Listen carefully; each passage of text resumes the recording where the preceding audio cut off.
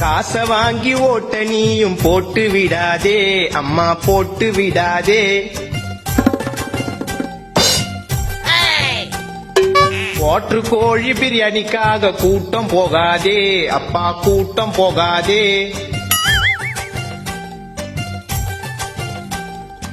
5 வருஷத்துக்கு ஒரு முறை மாறும் ஆச்சி ஆச்சி. கண்ண முடின்னு ஓட்டு போடுறோம் மாத்தி மாத்தி. அம்மா வச்ச குழம்பு காரம் காரம். இப்படி இருந்தா நாடு எங்கப்பா மாறும். உள்ள யாருமா? வணக்கம். வர தேர்தல்ல மறக்காம எங்களுக்கு ஓட்டு போட்டுருங்க. ஐயா ஜெயிச்சாருனா மக்களுக்கு நிறைய நல்லது பண்ணுவாரு. ஓட்டு தானே போச்சு. ஐயா 18 வயசுக்கு மேல உள்ளவங்க உங்க குடும்பத்துல எத்தனை பேரு? ஏன் ஆபாசமா ஏதாவது காமிக்க போறீங்களா? நாங்க 3 பேர் தான். அது கொடுப்போம். ஒரு ஓட்டுக்கு 5000 தரோம். இதுல மொத்தம் 15000 இருக்கு. மறக்காம எங்களுக்கு ஓட்டு போட்டுருங்க. இது ஓட்டுக்கு காசா?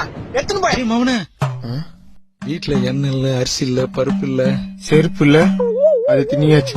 சொல்றத கேளுப்பா. வர பணத்தை யாவுன்னா குடும்பத்துல கஷ்டமா இருக்குதுப்பா. கஷ்டமா இருக்குதா? கொடுங்க. கண்டிப்பா எங்க 3 பேரோட ஓட்டு உங்களுக்கு தான். நன்றியா. வட்டமா வாங்க போலாம். டேய், ஓட்டுக்கு காசு வாங்க மாட்டேன் சொல்லி பாட்டெல்லாம் பாடிட்டு இப்படி நீயே அசியமா காசு வாங்கிட்டியடா. எதுக்குடா வாங்கின? அப்பா வீட்டுல கஷ்டம்னாரு. அதுக்கப்புறம் தான் எனக்கு ஒண்ணு புரிஞ்சுது. என்னன்னு? ஒரு குடும்பம் கஷ்டத்துல இருக்கும்போது ஓட்டுக்காக காசு வாங்குறது தப்பு இல்ல. ஏன்னா இது எல்லாமே நம்ம பணம் தான். ஆனா ஐயோ ஓட்டுக்கு காசு வாங்கிட்டுமே, காசு கொடுத்தவங்களுக்கு ஓட்டு போனவங்கிறது தான் தப்பு. இப்ப என்னதான் சொல்ல வர? என்னைக்குமே மக்களுக்கும் நாட்டுக்கும் நல்லது பண்ணுவாங்கன்ற நம்பிக்கை யார் மேல வருதோ அவங்களுக்கு தான் நம்ம போடணும் ஓட்டு. டேய் மகனே, நீ சொல்றது எதுவும் புரியாது. அப்ப காசு கொடுத்தவங்களுக்கு ஓட்டு போட மாட்டியா? முடியாது. எலெக்ஷன்ல யார் தான் ஜெயிப்பா? தெரியாது. டேய், அப்ப வந்து போனவங்களுக்கு நெஞ்சார்ந்த நன்றிகள்.